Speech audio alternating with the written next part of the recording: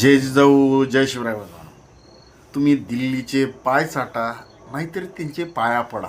तुम्हाला हे या 5 वर्षामध्ये मंत्रीपद तर मिळणारच नाही आहे. जरीही तुम्ही अजितदादा मंत्रीपद त्या व्यक्तीला जर दिलं तर तुमच्या येत्या काळामध्ये तुमच्या पक्षाचा नायनाट आणि साफसफाया झाल्याशिवाय राहणार नाही.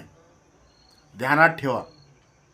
ज्याचे हात रक्ताने माखलेले आहेत, एवढे खून करणाऱ्याच्या पाठीमागं तो उभा राहतो, त्याला पाठबळ देतो आणि सामान्य जनतेची लूट करून संतोष अण्णा देशमुखासारख्या माणसाला ज्यांनी हत्या केली त्याला पाठिंबा देतो.